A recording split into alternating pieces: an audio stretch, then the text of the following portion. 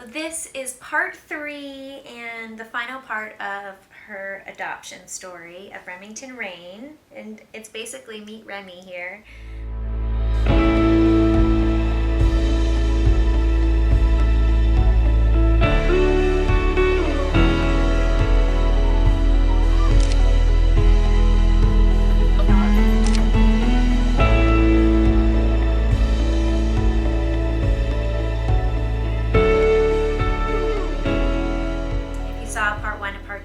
We basically left off that we were sitting in the birth parents' room and the birth mommy was wheeled out to go have her C-section around noon, and Bobby and I were in the room waiting with the social worker, and Gina, her social worker up there, was so nice. She was just talking to us and you could tell she's been through the process before.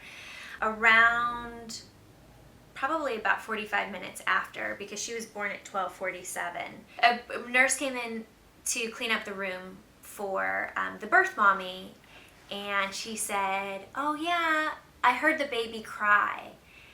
And this guy I've seen him cry, started crying like where you have to cover your face up, like just stressed, like he was just so relieved that the baby was healthy and was okay, right? Yeah.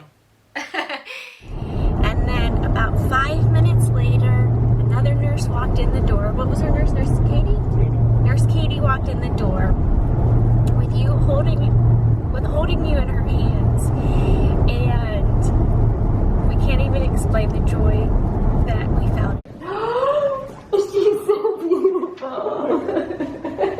She's so cute. Here, you go first. Oh, God. She's so cute. Hi, honey. Oh. Oh my God. Yeah, they don't really give you too much prep. It's just, oh, the nurse is like, oh, she cried, she's alive. Oh, whoa, okay, that happened. And then they just knock on the door and bring in the baby. They just don't even give you a heads up. It's like, whoa, here she is. She's in your arms with the first few seconds of being alive. She's there, her eyes open, not even crying. No slimy alien-looking baby. Just a perfect, precious little girl looking right into our eyes. And as you can see, Bobby will forever owe me because I let him hold her first. But once I got her, I never gave her a hug. Yeah. Oh, she's looking right in your eyes. Yeah. So then we got escorted into the nursing room with her, which is basically where we spent the next 3 days. Loving and learning our little baby. She was 6 pounds and 3 ounces, so a tiny baby. She lost about 5% weight too, so but completely healthy, but she was tiny at first. And we basically spent the day like this. We had one rocking chair and a regular chair, and we would just switch whoever was holding her. I wanted to make sure too that we didn't just suddenly forget the birth parents at this point. They felt like they're our family. It's an open adoption, so they're our family from here on out too. And I worried about her too, so I went in to check on her, and Bobby would stay with the baby, and then he would go in and check on her. And we asked them too, would you like to meet Remington, which this doesn't always happen in adoptions. Would you like to see her? And a lot of times they don't. And she didn't at first, but then they wanted to see her towards the end of the night when she was feeling better too. So we brought Remington over to her room, and we all got to hold Remy and talk about how beautiful she was and what a perfect baby, because she really was. She didn't look like an alien or an old man when she was born. She was beautiful, perfect little skin. And we all had these moments where we just got to pass Remy around and laugh and just enjoy the process for her. And then over the next few days it was the same. So they came over to visit us in the nursing station, and I would still go and check in on her. And then the third day we went in and we had like a nice girl time. The social workers was there, and we were talking about our dating experiences. We were just getting to know each other even better. But I wanted to tell them, and I just think this for all adoptive parents, but them especially, and her birth parents, it's amazing the selfless love that they had, that they chose to do this. And also, after we were all spending so much time together, what strength they had to have in seeing us hold a baby. And obviously, you know, we just want to spend a lot of time with our little baby now too, but this is for her. And so it was a wonderful experience spending those days together. And then finally, we got the papers together. It takes a little bit to be able to take her home on the third day. And we put her in her little outfit to take her home. And up in Seattle, we decided to rent a house. And it was like, we called it the Little People House because the ceilings were very short in it. It was like a little old house. We loved it though. It was perfect. It was on a lake. There were eagles outside flying around. And it was the perfect time to first start spending time with this little one. Our family wasn't around. We just got to bond with her. Just she and us. Happy 1 week to you. Happy 1 week to you. Happy 1 week, dear Remy. Happy 1 week to you. 1247. So it takes time to be able to travel the interstate compact after an adoption, and you have to have all of our paperwork together. The court has to sign off on it. In Washington, the state of Washington is one of 2 states where they do allow you within 48 hours to clear some of the paperwork, but then it takes up to 2 weeks, sometimes 3 weeks, to do the interstate compact so they can travel.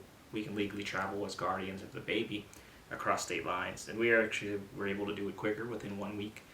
So this little It was nugget. one of the fastest times that they had ever had because we lucked out. We had a little angel give us the paperwork we needed instead of having to wait for it to go through another 15 days. We want to credit we had some fantastic people we work with. The agency in Seattle or outside of Seattle was a child's dream, and you know, Anne-Marie Kotzen and Gina Kotzen and Mike really helped us with the process. Informative helped us all the way. The social workers here and The nurses up there also helped to make sure we had everything for her as well, and were just so kind to us the entire time we were in the hospital with her. and they were so prompt with our agency here in Los Angeles. Vista Del Mar, they coordinated stuff with a Child's Dream agency up there in Washington to help get her home sooner. So it only took a week.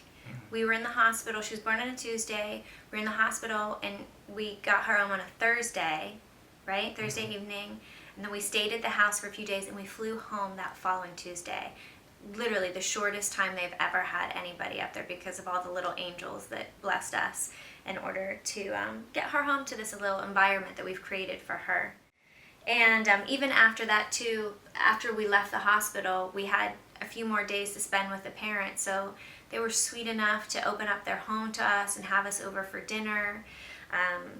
And then we had them over the day that we were leaving, the morning that we were leaving. And they brought some presents for Remington.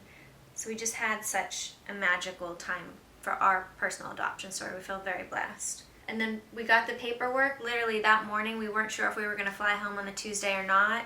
And they said we got it all together. So we started packing midday, got on a flight home. And she was just, I was a little nervous about putting her in an airplane so young, but it was a longer car ride. And I believe God that would just protect her. So we prayed over her and got through the airport easy enough. She just slept in my little Ergo baby, slept the entire ride home, didn't make a peep, ate at the very end of it. And not one little peep. She was just like perfectly happy.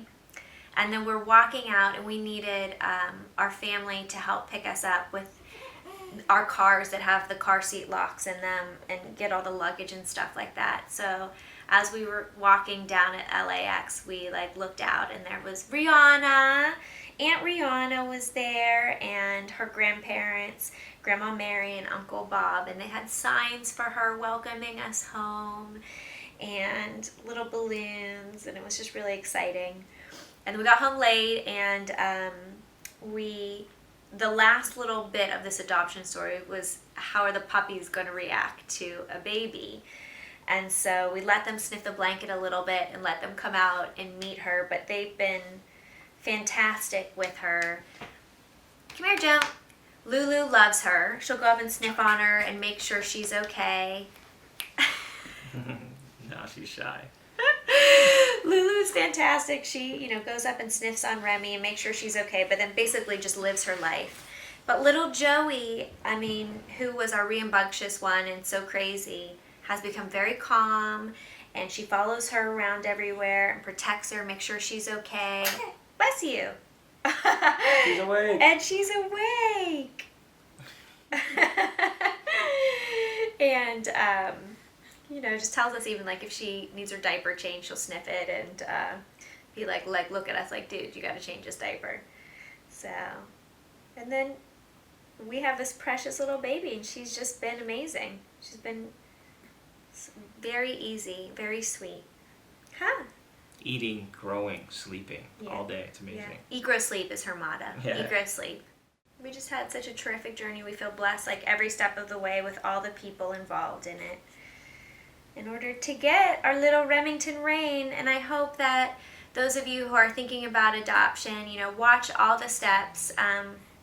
Yes, it's a process and it's a journey, but it's an amazing journey, and it doesn't have to take too long with all the steps. Obviously, getting matched with the birth parents is something that's left to the universe, but I wish you all the best, and we're very excited to have Remington Rain, not only Remy Rain, but her birth parents too, because we'll always be in each other's lives. Anything else to add? She farted. That's something bad. Thank you guys for following our adoption story. I hope that it blesses all of you, and Remington Rain blesses all of you as much as she blesses us as well. Come on. Yeah. From our family to yours.